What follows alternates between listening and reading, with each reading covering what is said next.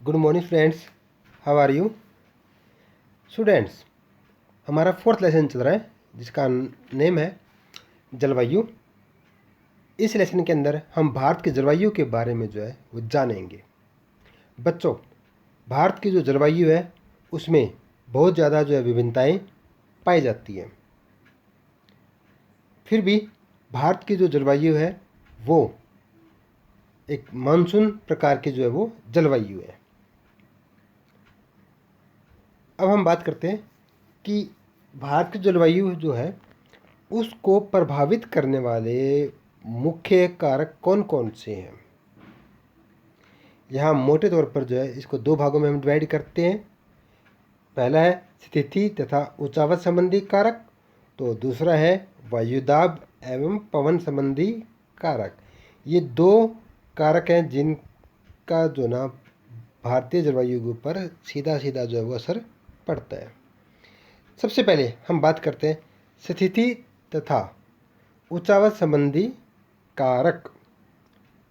स्थिति का मतलब यह है कि भारत जो है ना वो विश्व में कौन से स्थान पर जो है वो स्थित है, उसका अक्षांश और देशांतर का जो विस्तार है उस विस्तार का जो है भारतीय जलवायु पर क्या असर पड़ता है ये हम देखते हैं। अब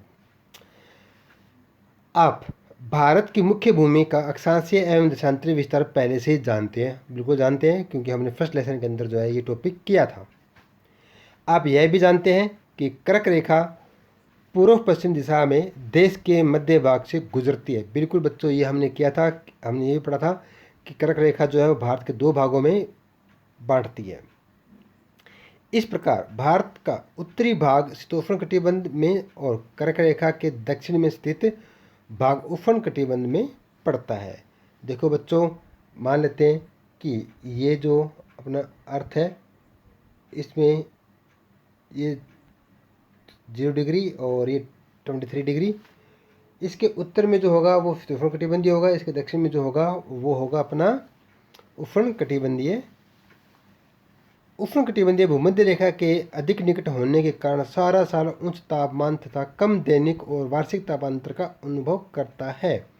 बच्चों, जो कर्क रेखा है, कर्क रेखा और भूमध्य रेखा के बीच का जो भाग है उस भाग के अंदर जो है पूरे साल जो है वो तापमान उच्च बना रहता है। कभी भी जो है ना वहाँ पर टेम्परेचर लो या कम नहीं होता, सारा साल जो है तापमान उच्च बना रहता है तथा दैनिक और वार्षिक तापांतर के अंदर भी जो है डिफरेंट मिलेगा, डिफरेंसी जो है वो कम मिलेगी, ज़्यादा अंतर नहीं मिलेगा उनके अंदर।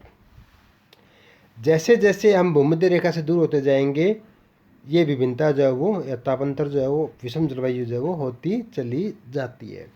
देखो बच्चों, जिस पार्ट के अंदर, इंडिया के जिस पार्ट में हम रहते हैं यहाँ पर गर्मी भी बहुत पड़ती है और सर्दी भी बहुत आती है, लेकिन भारत के दक्षिणी भाग के अंदर सर्दी का मौसम जो है वो नहीं आता, वहाँ हमेशा ग्रीष्मकालीन जो है वो रहता है। उसके बाद है हिमालय पर्वत। उत्तर में ऊंचा हिमालय अपने सभी विस्तारों के साथ एक प्रभावी जलवायु विभाजक की भूमिका निभाता है। ये बात आपको पहले भी बताई थी कि यह हमारे जलवायु को भी जो प्रभावित करता है।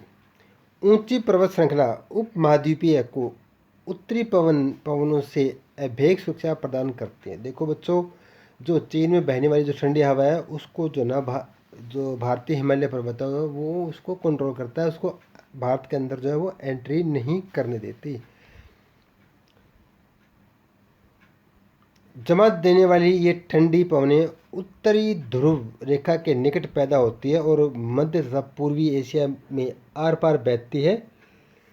इस प्रकार हिमालय पर्वत मानसून पवनों को रोककर उपमहाद्वीपों में वर्षा का कारण बनती है। तो क्योंकि हिमालय से जो मानसून पवन टकराने के बाद जो है हिमालय पर्वत को जो है वो क्रॉस नहीं कर सकती, तो वह उत्तरी जो गंगा का मैदान है उस मैदान में जो है वो वर्षा करते हैं और वो मानसून पवन जो है हिमालय के जो वादियाँ हैं वहाँ पर भी जो वर्षा करते हैं। अब बात करते हैं जल तथा स्थल का वितरण। बच्चों, जहाँ स्थल का भाग ज़्यादा होगा वहाँ जो है तापमान में जो है ना वो ज़्यादा बढ़ोतरी होगी, जबकि जल के अंदर जो तापमान सम रहता है। भारत के दक्षिण में 3 और हिंद महासागर, उत्तर की ओर ऊंची व अवांछनीय पर्वत श्रेणी है। स्थल की अपेक्षा जल देर से गर्म होता है और देर से ठंडा होता है। जल और स्थल के इस विभेद तापमान के कारण भारतीय उपमहाद्वीप में विभिन्न ऋतुओं में विभिन्न वायुदाब प्रदेश विकसित हो जाते हैं। वायुदाब में विभिन्नता मानसून पवनों के उत्क्रमण का कारण बनती है। देखो बच्चों, यहाँ क्या कहता है, सिंपल सी बात है कि जिस भाग के अंदर सतल भाग ज़्यादा होगा, वो सतल भाग जो है वो जल्दी गर्म होता है और जल्दी ठंडा होता है, तो वहाँ का तापमान में अंतर मिलेगा।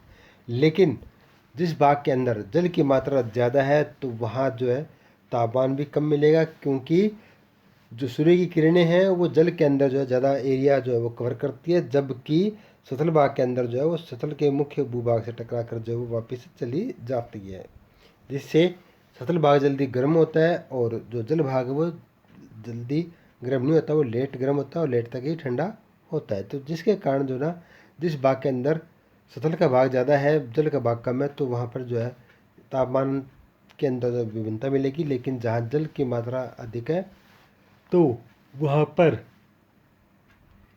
जो है तापमान में जो अंतर है वो ज़्यादा नहीं मिलेगा, वहाँ कम मिलेगा। उसके बाद समुद्र तट से दूरी। लंबी तटीय रेखा के कारण भारत के विस्तृत तटीय प्रदेश में समकालीन जलवायु पाई जाती है। बच्चों, ये समकालीन जलवायु जो ना वो तटीय किनारे से 30 किलोमीटर तक की जो डिस्टेंस तक जो ना वैसा ही तापमान पाया जाता है।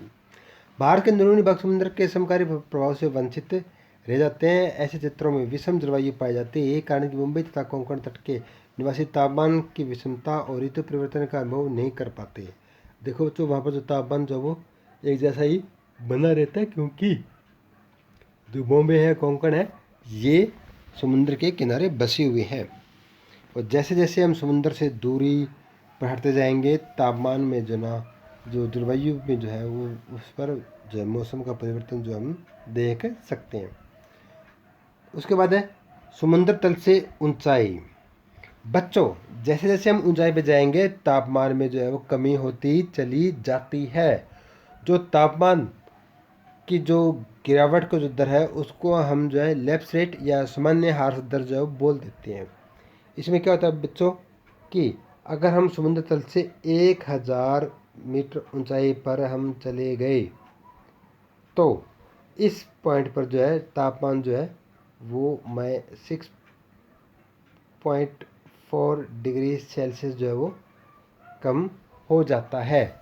हर 1000 मीटर के ऊपर जो है 6.4 डिग्री सेल्सियस तापमान जो है वो डाउन होता है। इसको जो है लेफ्ट रेट या सामान्य हार्स दर जो है वो बोल देते हैं। उसके बाद ये कहता है कि पर्वतीय प्रदेश मैदानों की तुलना में अधिक ठंडे होते हैं। ये आप अच्छे जानते हैं, क्योंकि जो हिल स्टेशन है वो ज़्यादा ठंडे होते हैं कंपेयर जो मैदानी भाग है उनसे। उसके बाद ऊंचावच। भारत का भौतिक स्वरूप अथवा ऊंचावच तापमान, वायुदाब, पवनों की गति एवं दिशा तथा ढाल की मात्रा और वितरण को प्रभावित करता है। उदाहरणतः जून और जुलाई के बीच पश्चिमी घाट और असम की पवन विमुखी ढाल अधिक वर्षा प्रदान करते हैं, जबकि इसी दौरान पश्चिमी घाट के साथ साथ लगा दक्षिण पठार पवन विमुखी स्थित है। यही कारण है कि वहाँ वर्षा कम होती है। देखो बच्चों, क्या कहता है कि ये कहता है कि जो ऊंचावच है वह वायुदाब, पवन, तापमान, पवनों की गति एवं दिशा एवं ढाल की मात्रा को जो है वो वितरण को प्रभावित करती है। यही कारण है कि जो पवन के जो विपरीत है या पवनमुखी जो ढलान है वहाँ पर जो वर्षा अधिक होगी, जो विमुख पर है वहाँ वर्षा जो है वो कम होगी। तो स्टूडेंट्स, ये थे हमारे जो पॉइंट थे, वो भारतीय जलवायु को प्रभावित करने वाले जो हमारे तत्व हैं उनके बारे में जो है कारक उनके बारे में जो हमने जाना था। ये जो कारक है वो स्थिति तथा ऊंचावच संबंधी जो है वो कारक है। कल जो है वो वायुदाब एवं पवन संबंधी कारकों के बारे में हम पढ़ेंगे। तब तक students, thank you, have a nice day, good bye.